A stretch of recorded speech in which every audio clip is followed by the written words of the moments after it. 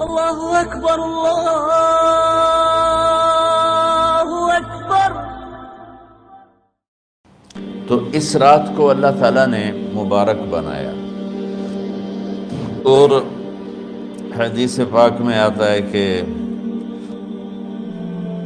اللہ تعالیٰ اس رات میں ساری دنیا کے لوگوں کی بخشش فرماتا ہے سوائے 5 آدمیوں کی۔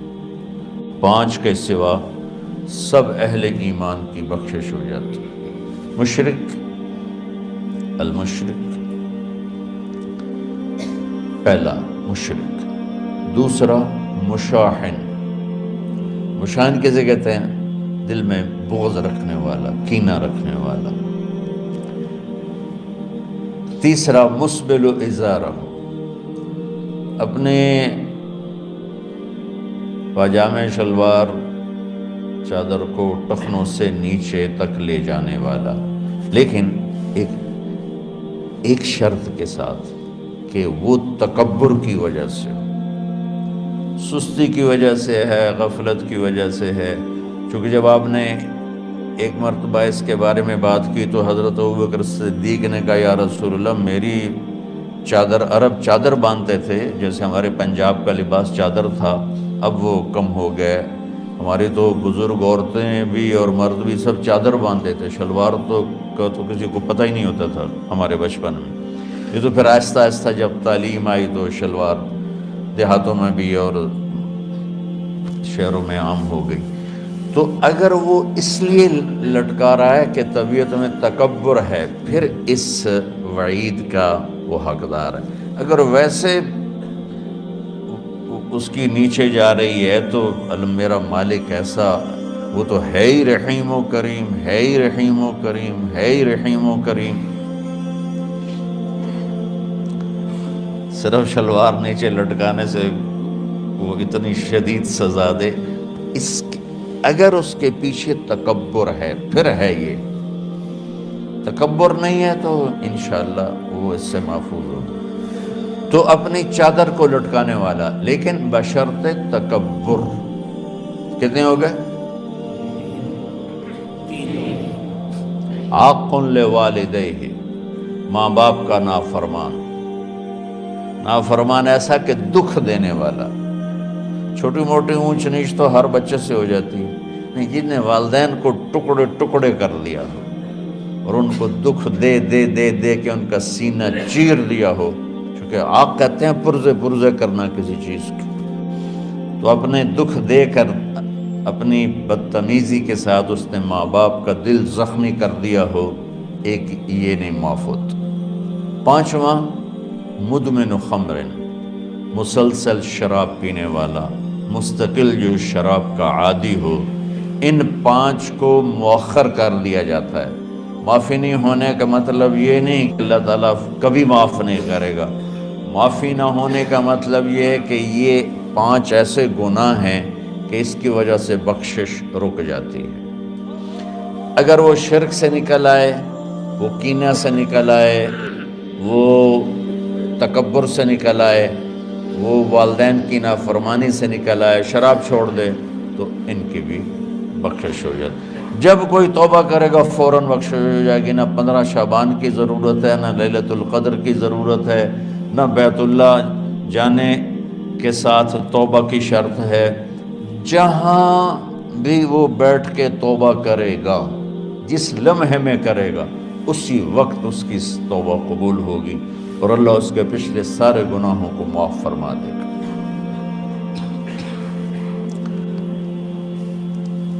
دن کا روزہ، رات کا قیام، زیادہ قیام سے مراد نوافل ہیں، کوئی گھر میں پڑھ لے، کوئی مسجد میں پڑھ لے۔ نوافل، نفلی عبادات گھر میں ہی افضل ہوتی ہیں۔ میرے نبی سنتیں ہمیشہ گھر سے پڑھ کے آتے تھے۔ تہجد اپنے گھر میں پڑھتے تھے، مسجد میں نہیں پڑھتے تھے، سوائے اعتکاف کے۔ آپ اپنے نوافل، سنتیں سب گھر میں پڑھتے تھے اور مسجد میں صرف فرض آ کے ادا فرماتے تھے، اور اس کے بعد بیٹھنا ہوتا تھا تو بیٹھ جاتے تھے، اٹھنا ہوتا تھا تو اٹھ جاتے تھے۔ تو اعتدال اللہ کو ہر چیز میں پسند ہے، دنیا جو مختصر ہے اس میں کیسے پسند نہیں ہوگی؟ آخرت جیسے معاملے میں بھی اللہ ہم سے کہہ رہا ہے اعتدال، امتن وسطا، ایسے عیسائیوں کی طرح ترک دنیا بھی نہ کرو، یہودیوں کی طرح دنیا کے پیچھے نہ پڑ جاؤ، رزق حلال بھی کماؤ، اپنے بچوں کو بھی دیکھو، اپنے فرائض کو بھی دیکھو جو دنیاوی ہیں، اور اللہ سے بھی اپنا معاملہ ٹھیک کرو اور درست کرو۔ بعد کے زمانے میں صحابہ کے بعد سے ہی ایک انتہا پسندی امت میں آئی، ساری ساری رات جاگنا، فلاں بزرگ تھے وہ رسے سے اپنے بالوں کو باندھ لیتے تھے کہ نماز پڑھتے پڑھتے جب نیند آئے اور جھٹکا لگے تو رسے سے بندھے ہوئے بالوں سے اس جھٹکے سے تکلیف ہو اور ان کی آنکھ کھل جائے اور پھر نفلوں میں شروع ہو۔ ایک فلاں بزرگ تھے وہ اپنے آنکھوں میں نمک کا سرما لگاتے تھے تاکہ آنکھیں جل جائیں، اس میں وہ جلن پیدا ہو جائے اور نیند اڑ جائے۔ یہ ایسے واقعات بھرے پڑے ہیں۔ فلاں بزرگ تھے انہوں نے 30 سال عشاء کے وضو سے فجر کی نماز ادا کی۔ یہ اپنی جگہ پہ بزرگی ہے، لیکن یہ بھائیو یہ دین ہم پیش نہیں کر سکتے۔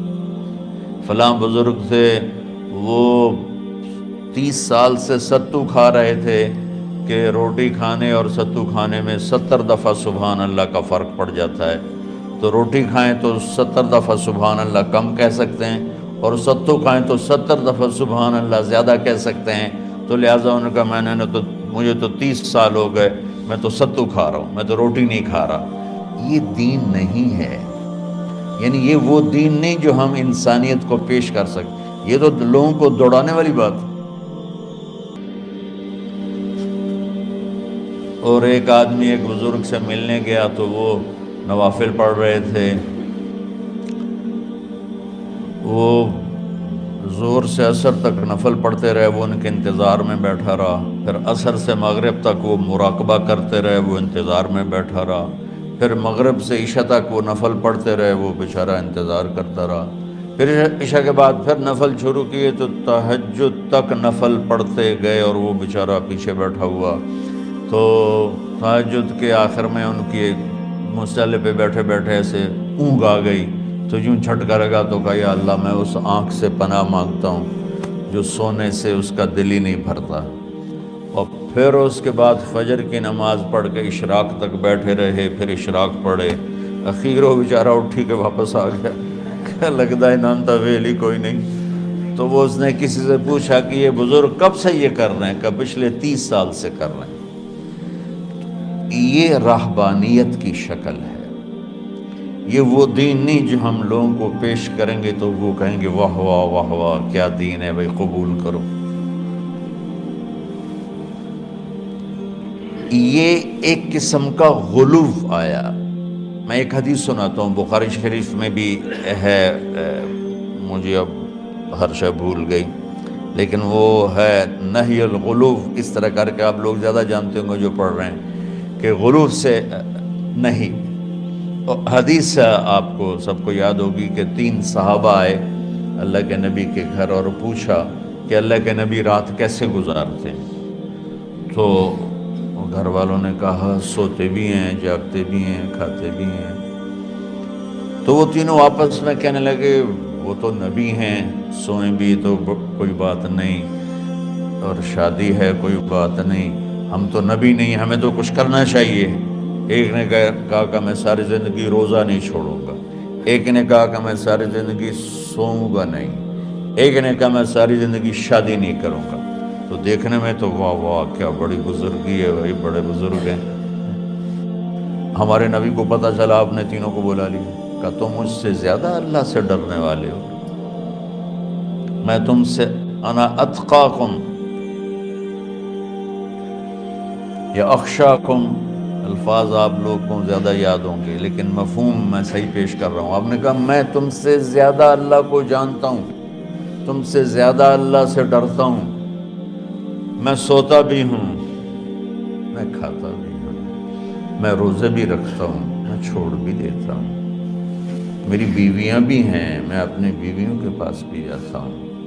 تم دین میں غلو سے بچو، پہلے امتوں کو ہلاک کر دیا دین میں غلو۔ دنیا میں غلو یعنی انتہا پسندی، ایکسٹریمسٹ ہونا، دنیا ہو یا دین ہو، دونوں میں اعتدال بچو، اللہ تعالیٰ کو پسند ہے۔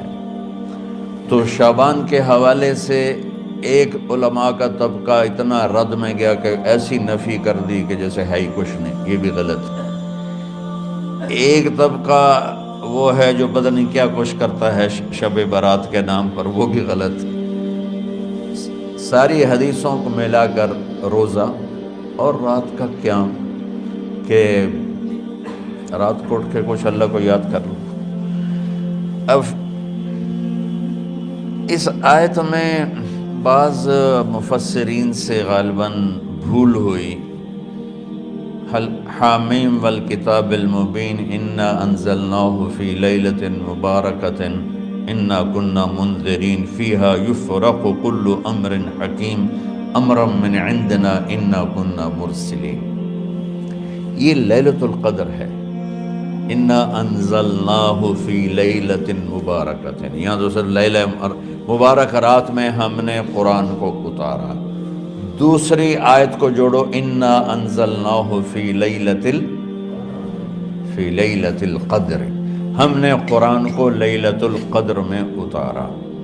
تو وہ آیت اس آیت کا ترجمہ کر رہی کہ لیلۃ مبارک سے مراد لیلۃ القدر ہے، 15 شعبان نہیں۔ لیکن بعض مفسرین جو بڑے لوگ ہیں، لہذا ہم سب کا ادب احترام کرتے ہیں، لیکن رائے کا اختلاف وہیں بڑے علماء میں ہی ہے، تو اسی کو میں آپ کے سامنے نقل کر رہا ہوں، کوئی اپنی رائے نہیں دے رہا ہوں۔ تو ان سے یہ صاف ہو گیا کہ انہوں نے اس کو 15 شعبان بنا دیا۔ یہ 15 شعبان کی رات نہیں ہے، یہ لیلۃ القدر ہے، کہ جس میں وہ پورے سال کے احکام اعلان کر دیے جاتے ہیں، وہ شب قدر ہے۔ اس میں بھی معافی ہوتی ہے، اس میں بھی معافی ہوتی ہے، لیکن شب قدر تو قرآن سے، صحیح احادیث سے ثابت ہے، اور شعبان کی رات ضعیف حدیثوں سے ثابت ہے، لیکن کثرت حسن لغیرہ اور امت کا عمل اس میں بہت بڑی گنجائش پیدا کرتا ہے۔ تو جو بچہ روزہ رکھنا چاہے ضرور رکھے، جو رات کو اٹھنا چاہے ضرور اٹھے، لیکن وہ اتنا نہ اٹھے کہ صبح سبق میں سویا پڑا ہو۔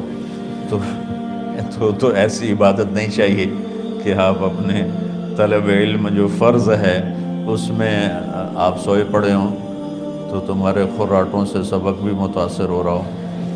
تو اعتدال بچوں، ہر چیز میں اعتدال، اور کسی سے گلہ ہے، غصہ ہے، ناراضگی ہے، کسی سے بولتے نہیں ہو۔ ابھی سے شعبان آ چکا ہے، آپ شعبان سے رمضان کی تیاری شروع فرما دیتے تھے، تو اس کی تیاری کیا ہے؟ وہ دلوں کو صاف کرو، معاف کرو، معافی مانگو، تمہارا قصور نہیں پھر بھی معافی مانگ لو، دلوں کو صاف کرو، اور اللہ سے سخاوت مانگو، کہ اللہ کو سخی بھی پسند ہے اور صاف دل والا بھی پسند ہے۔ تو انشاءاللہ اگر اس طرح آپ کی تعلیمی سرگرمیاں بھی رہیں اور رمضان کا روزہ بھی ہوا اور دل صاف بھی ہوا، تو انشاءاللہ اللہ آپ کے دل کو ایمان اور علم کے نور سے بھر دے گا۔ سارے بچے اس کی